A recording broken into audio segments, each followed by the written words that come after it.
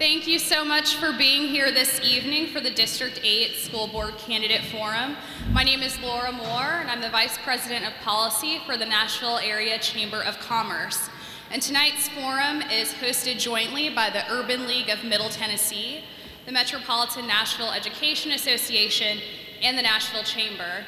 I also want to say a special thanks to JT Moore Middle for opening their building to us this evening. Before we begin, I want to tell you a little bit about the format of tonight's forum. The candidates will be asked a set of structured questions developed jointly by our hosts, and these questions will be asked at all 4 forums. Candidates will have 60 seconds to answer each question, and our timekeeper will let us know when each candidate meets their time limit. Following this segment, questions will be opened up to the audience. Lastly, to follow along with tonight's conversation or share things you find interesting on Twitter, please use the hashtag SchoolBoard8. We don't have much time, so let's begin. Ms. Pierce, let's start with you. Tell us in 30 seconds just a little bit about yourself and your background and why you're running for school board. I'm Mary Pierce. I grew up in Memphis, Tennessee, where I watched my father serve on the Memphis City School Board for 16 years. I have 4 children, and we have been a Metro Schools parent since 2005. Prior to raising my children full-time, I had a 7-year career in professional fundraising, most recently serving as the Director of Development for the Blair School of Music, where I led a $35 million capital campaign. I've been the Julie Green PTO President and had a very external focus, working with the mayor's office in the city and our school board on opening the new Waverly Belmont School to alleviate overcrowding. My name is Becky Sharp, and I was born in New Haven, Connecticut, but moved here to Nashville when I was 1. My mother's here. I have to wave to her. She will be angry at me. And I have lived in Nashville all my life. I'm going to talk a little bit more about my school experience. But in essence, I'm a Nashville lover. I've been a part of the business community here and the school community for over 49 years. Ms. Sharp, we'll start with you for the first official question. Why are you running for school board? Okay, and I must say I haven't been this nervous since I tried out for cheerleading right here at JT Moore in 8th grade. I went to JT Moore. I'm running for school board for a variety of reasons. First of all, I want to energize our families, our parents, our teachers, our principals, our school and community leaders, our city leaders, to do what's needed to reach every kid in this community and to give them the resources they needed to be successful in the school system. I went to school 1st through 12th grade here in Metro Nashville Public Schools. I have 3 children, all of whom are in Metro Nashville Public Schools, my oldest of which just graduated from Hillsborough. I've been PTO president twice. I've served as the chair of the Hillsborough cluster for the last 4 years. I own 2 businesses. I'm a full-time mom and wife, and I am so very passionate about the school system that Nashville can be. We need a world-class school system, and everyone here in this audience is here to see that happen. I am running for school board because I believe in public education. And as a mother of 4 children, we wanted and need our public schools to work. Our oldest daughter was excelling by every standard of Metro Nashville Public Schools, and most people would have said she was thriving based on the academic awards she was receiving and her scores. But at home, we knew that she wanted more. She felt like she needed to be called out to her highest potential on a regular basis. So we made a very tough decision to pull her out and move her to a private school. It was never our intent. And on the other end of the spectrum, I tutor kids, and so does my husband. And for 7 years, we have tutored children who absolutely can do the work. They have the aptitude, but for some reason, they were moved on through the system without the foundational skills in place. For both cases, we do not lay the blame at the individual school, but yet our system's kind of one-size-fits-all approach to education.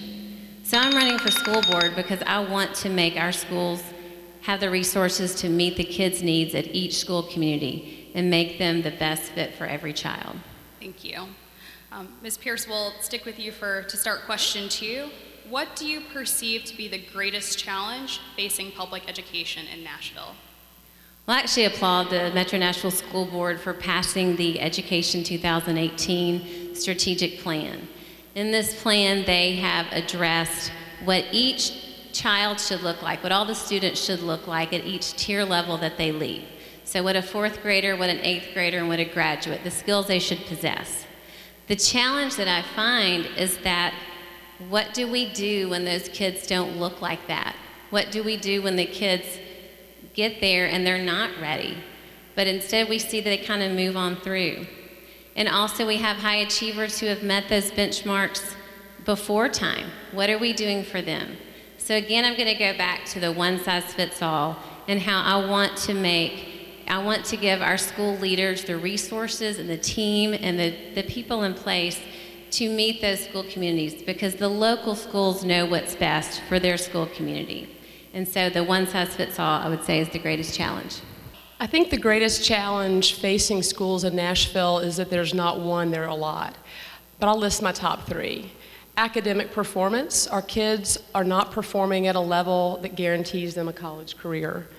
2, attracting and keeping talented teachers.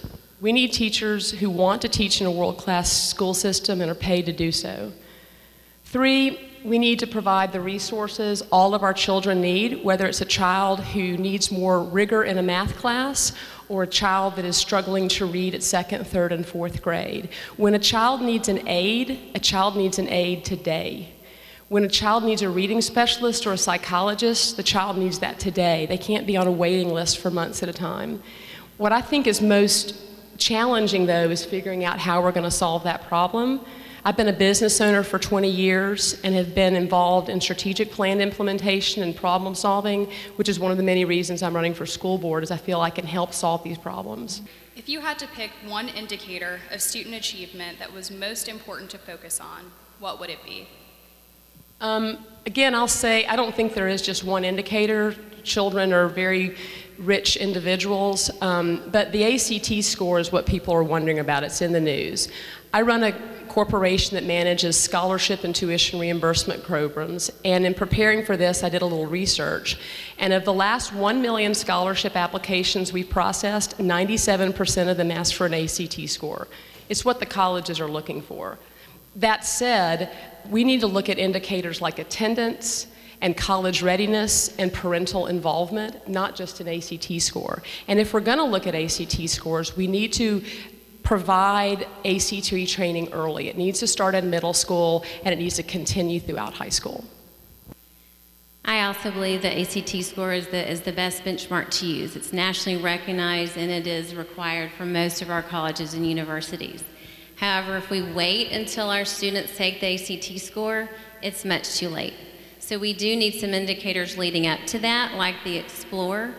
And also, while our state is trying to figure out which assessment tool we will use to measure growth, I do think, measure our achievement, I am hopeful that there might be an ACT version that can help our elementary so we can start predicting where they will be. And again, to work backwards. So we are not waiting till they're in high school, that we are back in the elementary, making sure that foundation is in place.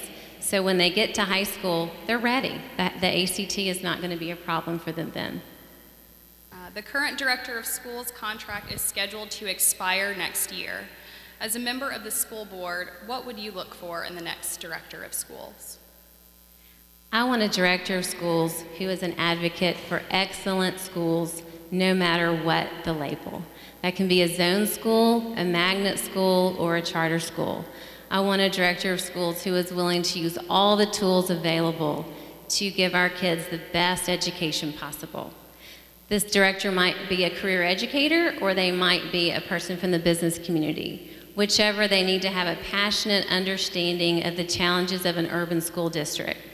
I want them to have a management track record that is receptive to feedback, that includes the community and the stakeholders, and involves teachers and policy changes from the start, and that they have that track record, and that they also have the courage to come back and reevaluate something that maybe looked great on paper, but then in practice didn't work out so well. I want them to have the courage to have those honest conversations and engage all the stakeholders as we move forward together. I've been fortunate to have many years of hiring and coaching executives. In my businesses, I've hired over 15 key-level executives who I've been responsible for coaching and mentoring. And when we look for an executive, one of the things we do is list the must-haves and nice-to-haves. The must-haves for our new director must be that person has to have a vision for a world-class school system here in Nashville. They also need to understand the uniqueness of Nashville. We are a very large urban school district, and Nashville has a depth and breadth that a lot of cities do not. We also have to have someone who is familiar and experienced in consensus building, not someone who wants to learn that on the job, but can prove that to us. Also listed some nice-to-haves because I always like to look at those as extras. It'd be nice if this person had experience with a school system as large and diverse as ours. Fluency in a second language, I think, is very, very important in a system as diverse as ours. And I think finally, if this person had been a finalist on American Idol or The Voice in the country music category, it would be a major plus. Okay. What are your thoughts about the Academies of Nashville model and Metro's 12 zoned high schools?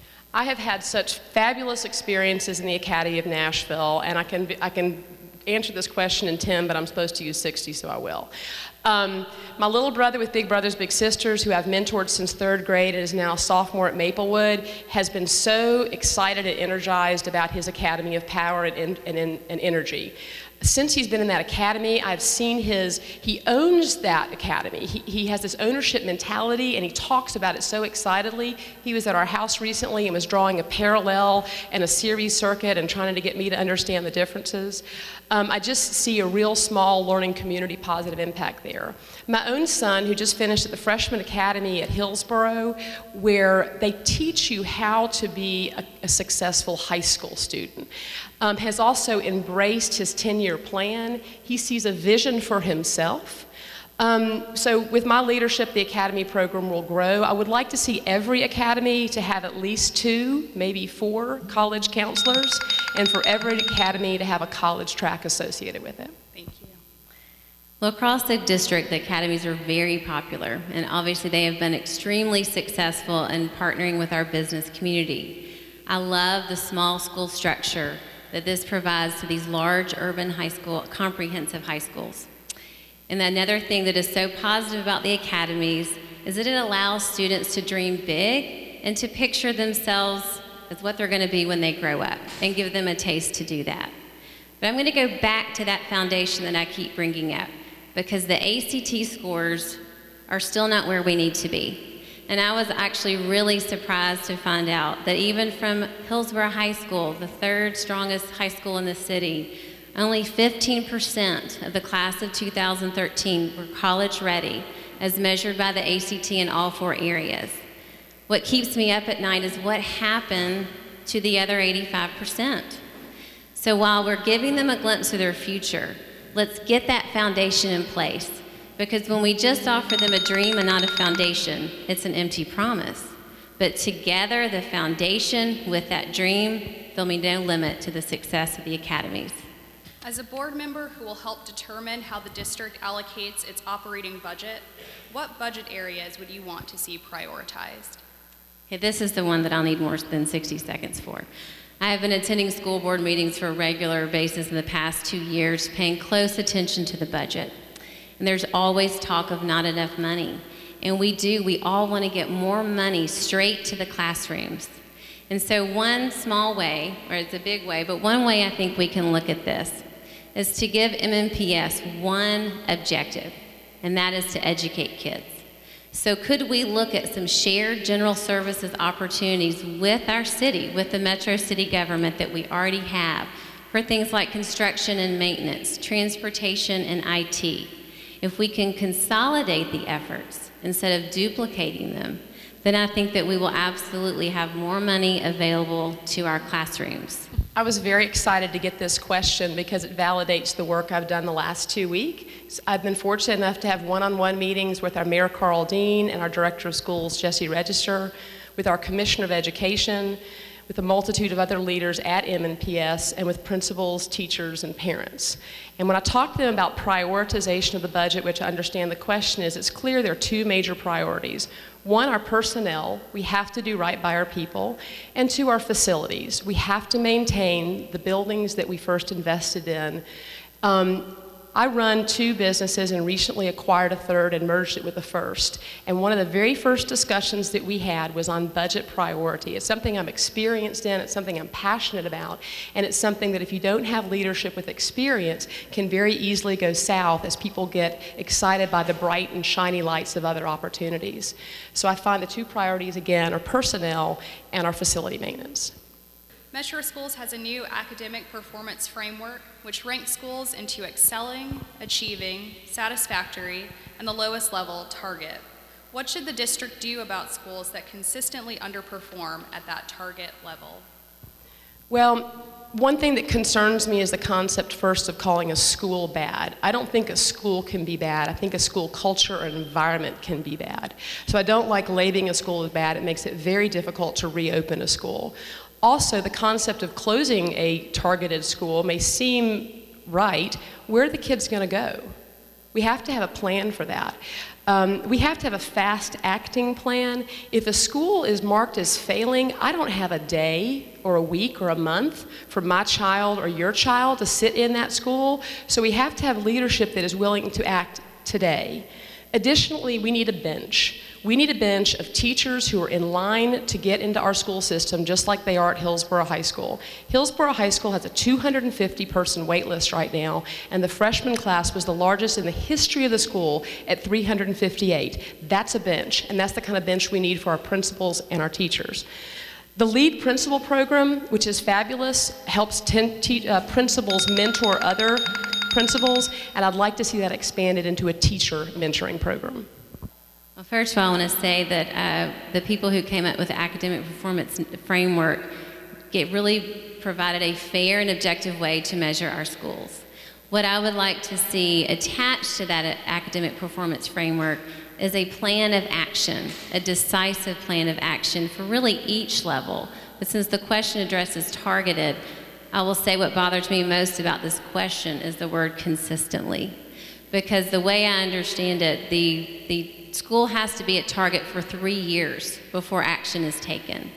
So if you start with a kindergarten class and they've experienced 3 years and then it takes a year or two to turn it around, you've just taken a child's entire elementary school years in a target performance level.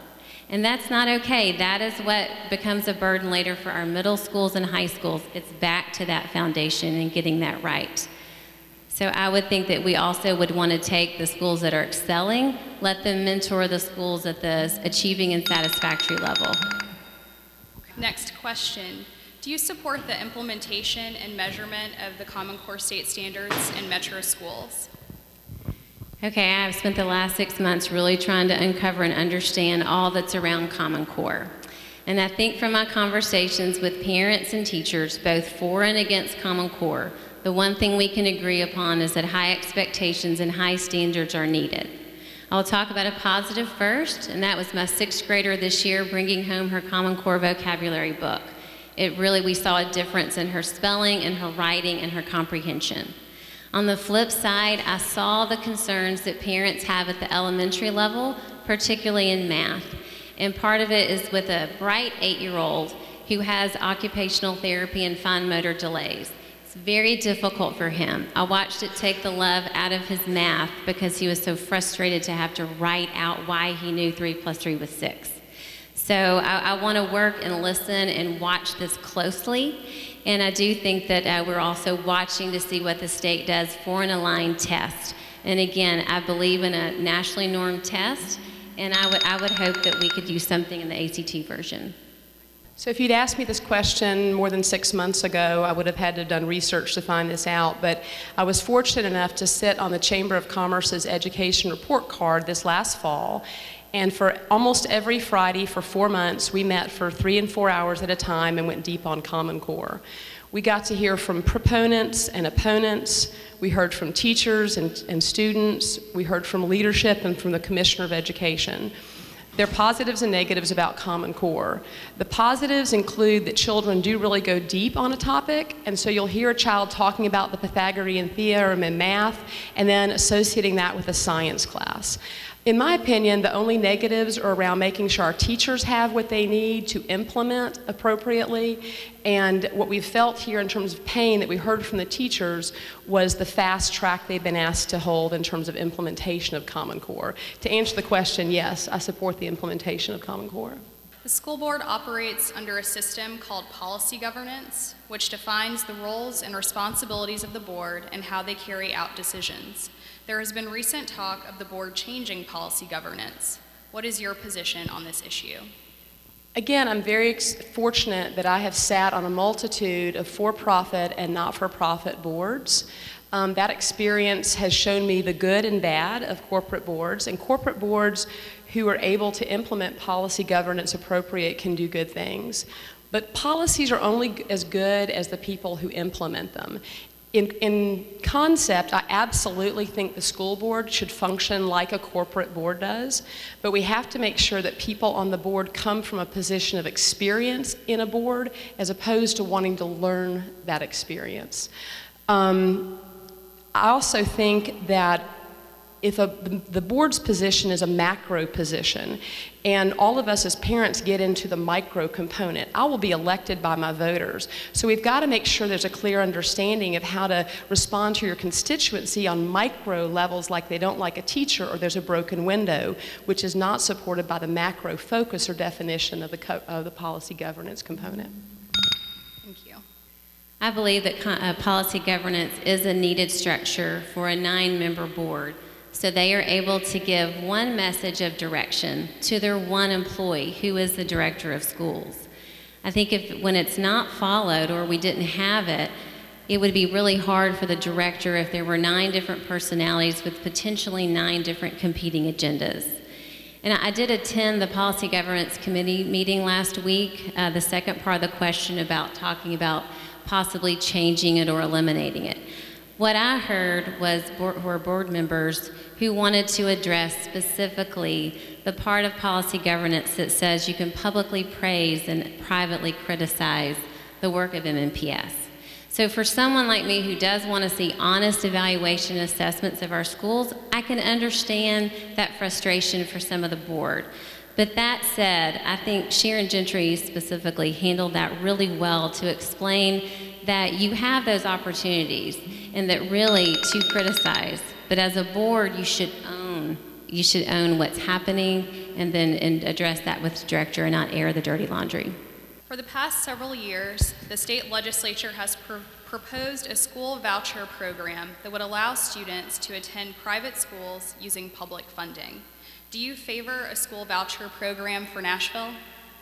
No, I do not. I understand the intent behind the voucher, and especially as we talked about those consistently the schools that perform consistently to target level, and I can see how there are some that might think that a voucher would be a way out for those kids. I do not support public tax dollars, your tax dollars, though, going to a private school. It's very hard to do accountability that way, and I also truly believe that the label of private school does not mean better or quality every time. No, I do not. I think Nashville's school system has a lot of other issues we need to be focused on, and adding just another program such as vouchers will just complicate things. Additionally, with the voucher program, there are a lot of issues that haven't been resolved, like transportation. So I'd like to see our focus on, again, increasing academic rigor, attracting the best teachers, and providing the resources that our kids need. For the candidates, we have one more question for you that our partners drafted before we open it up to audience Q&A. So Ms. Sharp, we'll start with you for this last prepared question. As a school board member, you will have the opportunity to review many applications to open new charter schools in our city. Do you believe we should have more charter schools? I do not think that's the question actually that needs to be asked. I think the question is, how do we make all of our schools? Charter schools are a part of our schools, magnet schools are a part of our system, and our zone schools are. And we want all of those schools to do well. I've been in our charter schools, and some of them are doing very well, and some of them are not. As a school board member, when an application comes across the board's desk, we must be trusted to say yes sometimes, and sometimes we're going to say yes, and to say no sometimes, and sometimes we're going to say no. And sometimes we're going to need to investigate further, and we need to be allowed to do that and be trusted to make the right decision. To answer the question, no, I do not think that we need additional charter schools at this point. I believe we should have more great schools and that we should not focus on the label of zoned or magnet or public charter. Charter schools are public schools and they are part of the MNPS system. And I think the question that's really being asked around charter schools, at least what I'm hearing, is the perception of the funding and that the charter schools take away money from the district. So if I have time, I would like just to try to get you to imagine that the state and local dollars are in your child's backpack. If we went to a student-based fund, and that backpack follows the child, whether they are going to your zone school, a magnet school, or a charter school. And so if that happened, if we could move to that direction, even a school like J.T. Moore would benefit tremendously because they do not receive Title I funds. But they would get those funds because it would have followed the children here. And so I believe that charter schools are just a tool and that there's no reason to limit them because many are performing very well. What role did you play in the Waverly Belmont discussion? Well, as far as the Waverly Belmont School itself, this was really what I spent the better part of the last 2 years on. And it all started with Julia Green's proposed expansion that the community did not expect or were involved in.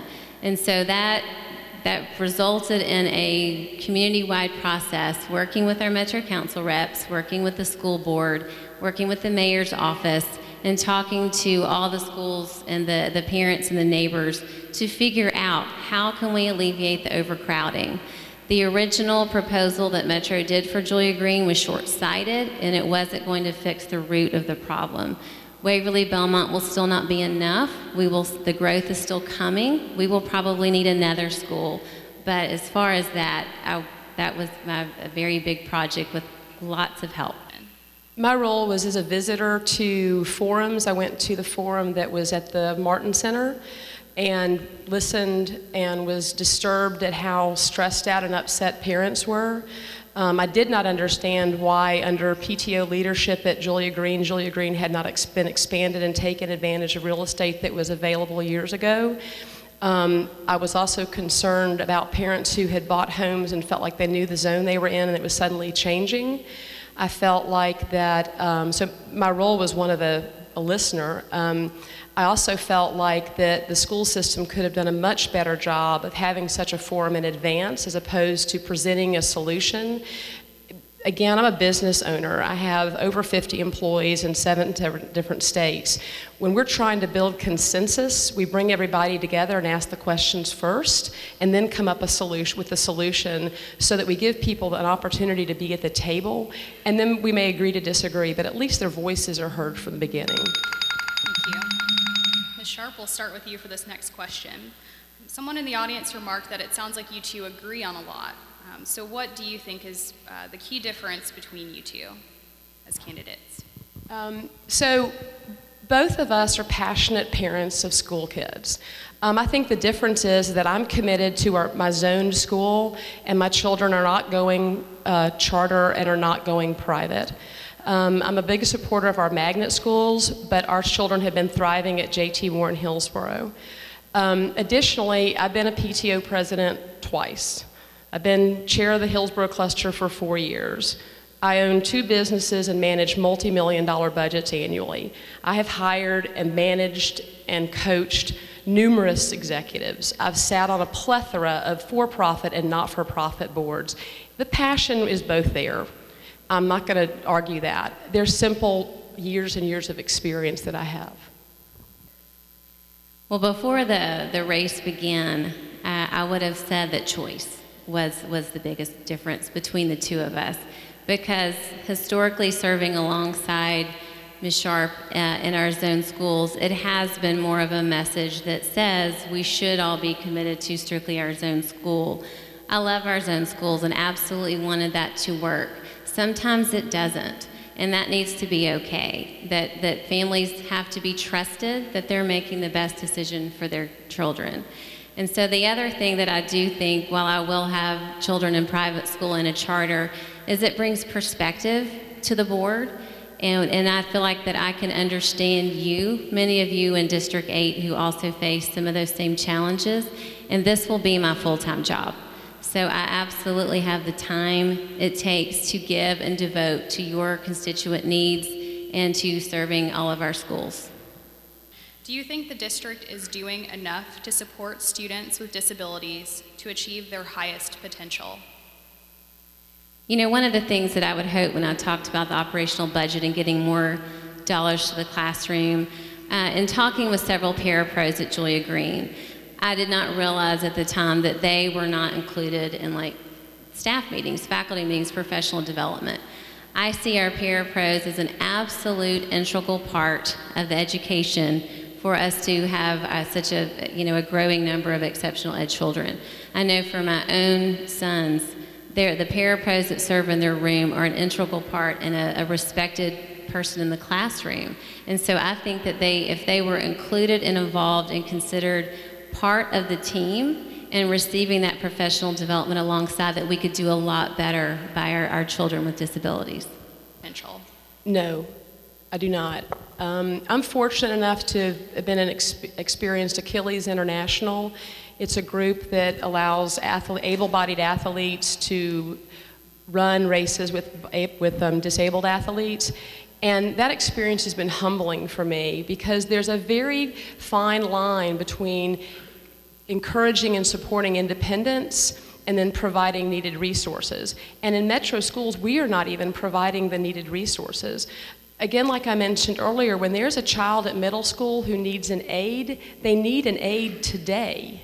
When there's a child that needs assistance in the school, they need it today. And I'm very, very disturbed about the lack of resources we have for our children with disabilities. We hear much about the contentiousness of the current board. What's that about, and how would you contribute to greater resolution and board operations? I'm fortunate that I'm not on the inside, so I don't know what it's all about. Maybe it's the hokey pokey is what it's all about, because it seems a little ridiculous. But what I can talk to is my experience at consensus building. Again, I have a very diverse group of employees, and when I recently acquired another company that was up in Princeton, New Jersey, our biggest issue was merging corporate cultures. So we had to sit down and learn about how people did business differently. We had to develop trust. We put the whole team through 5 dysfunctions of a team workshops so that we could really learn to gauge one another, understand one another, and trust one another. So I feel like that's a major component of the board, and what I've been doing now in my position as candidate is I've reached out to every single existing school board member and school board candidate to get to know them. I can do that right now, and I've found synergies. I'm a consensus builder, and I plan to be able to build additional consistency on the board. I also do not know the ins and outs of the dynamics of this board, but you can feel the tension, absolutely. So I think on the board, it's learning to respect each other and respecting their differences. It is okay to disagree, and I think that I have been able to do that with many of you. People who I am not on the same page with, we're still friends and we still talk, and that is what is missing, in my opinion, from the board. And one of my best memories of my father serving on the Memphis City School Board was the fact that his the main person that he went toe-to-toe with week after week was a woman named Maxine Smith. And she was a household name.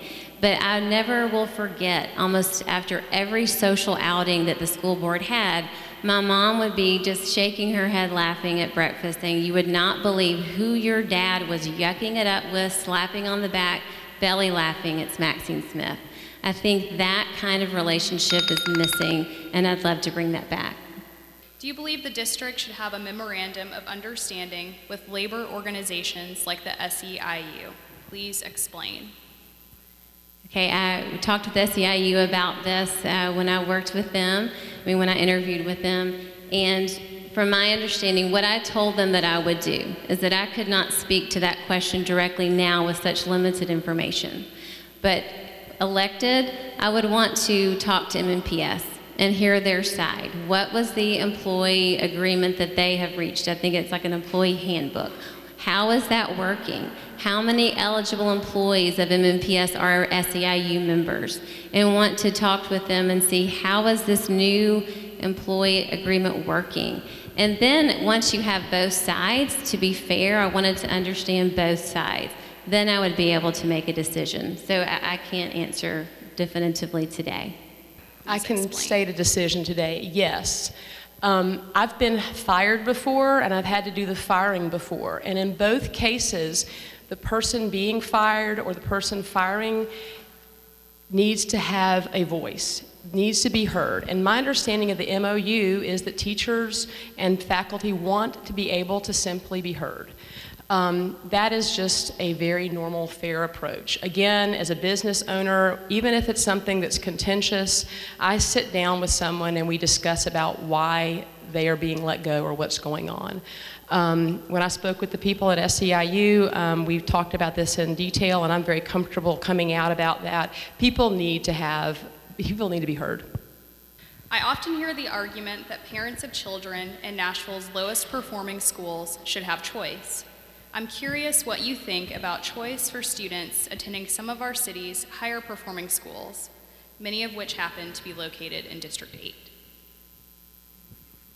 So I wish I could ask the person the question about what they mean by choice. I'll speak to experience maybe. My little brother with Big Brothers Big Sisters, I met him when he was a third grader at at Percy Priest. And then he moved to Graymar and Hattie Cotton, and then KIPP Academy, and then East Literature Magnet, and then Maplewood. A lot of choice going on there. It wasn't good for him. He needed the rigor and encouragement that all of our children need. So for me, I want, when a bus picks a child up, the destination should be success. Every school needs to be an acceptable choice for our children. You shouldn't win the lottery or not. When Q got into KIPP Academy, it was a wonderful experience for him. He left 90 kids behind who also needed a great teacher and an environment of calm leadership. So for me, I want every school in Nashville to be a great choice. Yes, I believe that parents know what their kids need, and that back to the one-size-fits-all, not every school is going to fit the need of your child, and it doesn't mean that it's not a great school. It doesn't mean it's not a high-performing school, but it may not have been the right fit for your child, and there are so many reasons about that. As we've all said, children are very complex, rich individuals, and not every school is going to meet their need. And so, yes, I believe that even schools right here in District 8, that parents should have a choice. You both are former PTO presidents. Describe how you think your school community would describe your brand of leadership. That is hard. I think that they would say that I was very inclusive and that we worked very hard. It was long hours, committed, we had a lot of energy, and we were focused on great outcomes. We worked together with our principals in trying to figure out the programs that the PTO was funding. Julia Green raises over $200,000 a year. We wanted to be wise stewards of that. And so we were constantly asking the questions of teachers and of the leadership and of parents to say what's working and what's not, and how can we support you the best. And it was a great year. Met so many people were still involved with all of those families, and I would think they would say I had an effective, very dedicated, lots of hours on the job leadership. So I was a president of the PTO at JT Moore for 1 year, and then 2 years later was co-president with Aline Arnold. First of all, it's not the PTO president that does all of the work. It is the massive number of volunteers that come to the mail stuffings and go to the Matador Mom parties and arrange the popsicle parties and get the dads on the football field. So I don't want to take credit at all for the great work that was done. What I will say is, again, all I did was brought who I am and what I have. And who I am and what I have is a consensus builder. When I realized that teachers at JT Moore were agitated at the level of the students coming from elementary schools, I arranged for get-togethers between the teachers that they'd talked. Some of them had never met each other before. When I heard about parents who were concerned about JT Moore, we invited them to coffees. We did small coffees. Dr. Register would come to them. Gary Hughes would come. So what I would tell you is the people I served with and for on the PTO would say that I was a consensus builder. School diversity is a noble goal. That said, in the specific case of Eakin Elementary, over the past 5 years, as diversity has trended significantly higher, student test scores have plummeted. How do you propose to maintain diversity and improve test scores simultaneously, recognizing that additional funding is not likely? I was at Robertson Academy in 6th grade when busing started, and my parents, thank you, let us stay. And I was bused from Robertson Academy to JT Moore and caught another bus that brought me to Washington Junior High School, which is now Pearl Cone. I carried my cello every day and had orchestra 5 days a week. I dressed out for PE 5 days a week, and somehow I still was prepared for high school. We've lost a lot of programs in the arts that I think have to come back. In terms of what busing does and what's happened at Aiken, Aiken is not getting the resources Aiken needs. It is unconscionable to me that you have children in the classroom who clearly need some additional assistance and we're not getting it. Budget aside, we have to demand it. We have to march and scream and yell and make it happen and say, my kid is that kid. My kid is that kid who needs a tutor more, needs more math assistance, and needs more care in the classroom. Well, as far as how I would like to approach the budget with some of the student-based funding, I think a school like Aiken is primed to be helped. I was looking at the budget the other day, and it is immoral almost that Aiken has almost 4 times the amount of students who are economically disadvantaged than some of the other Hillsborough cluster elementary schools. Yet they only receive $80 more per child. That's all, $80 more. So I believe that we can change that without relying on external funding sources if we move to a less centralized budget process and go more to that backpack, where that money is following the child over to Aiken. Then there would be a lot more resources. And then also we need to get some strong leadership over there and figure out exactly what are the needs. And is your leadership advocating for you? Many Nashvillians feel that under Dr. Register's administration, too much of the budget is being spent on higher administrative salaries that should be reallocated to local schools. Do you agree?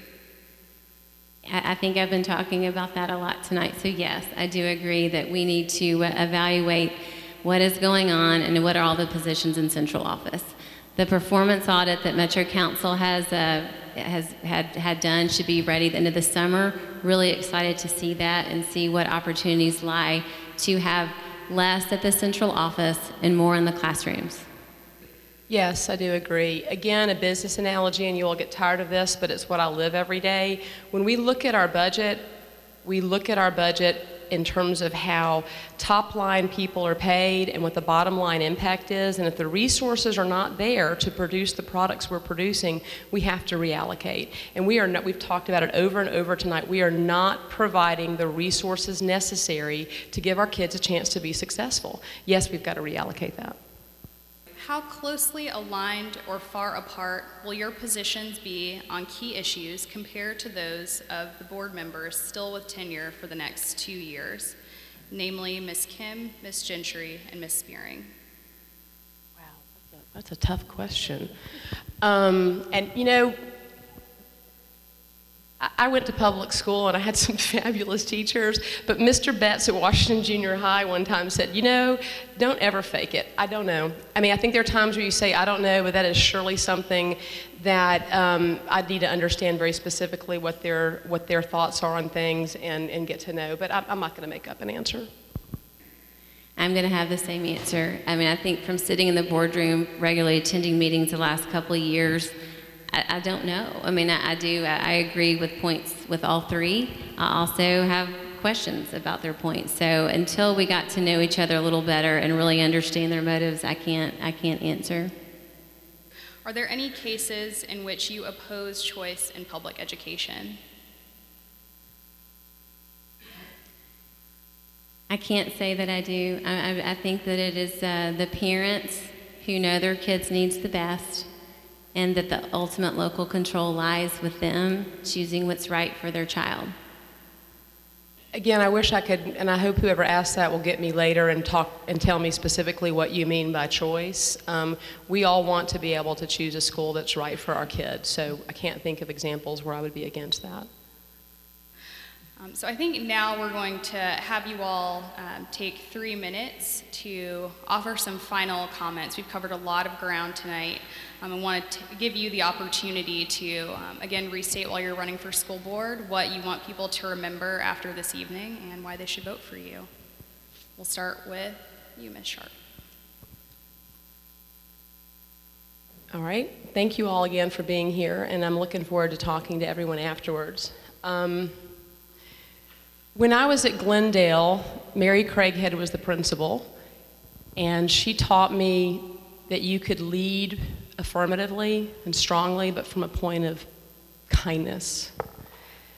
At Robertson Academy, Ms. Qualls taught me that Nashville and Tennessee was very small in the world, and that other cultures and languages were to be embraced and celebrated.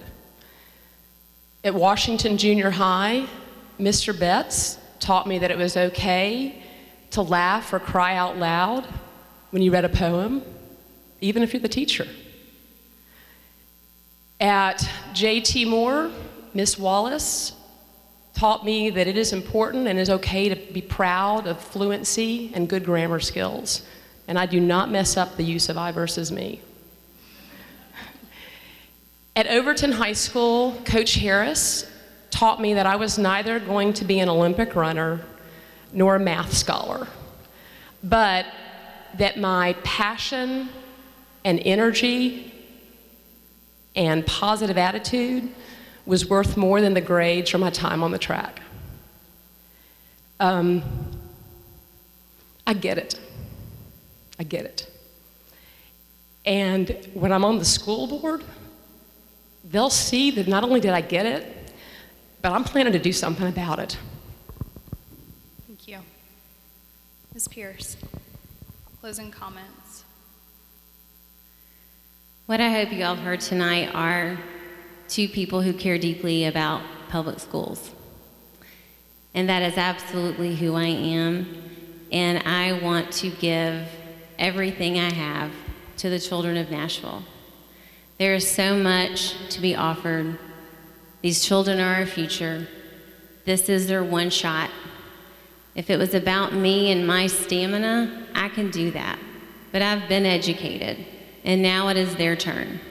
And so for us to wait a day and to call excellent what sometimes is really mediocre does these children a great disservice.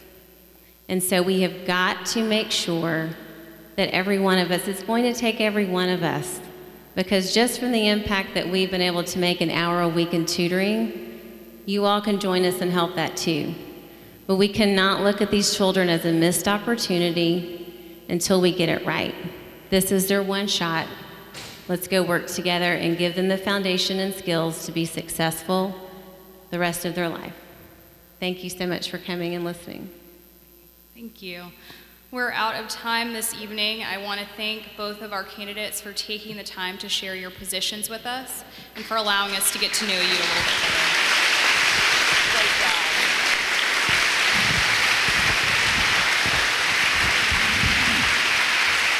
I'd like to give Another thanks to our hosts for making these school board candidate forums possible, and those hosts are the Urban League of Middle Tennessee, the Metropolitan Nashville Education Association, and the Nashville Area Chamber of Commerce. And thanks again to J.T. Moore Middle School. This concludes our program.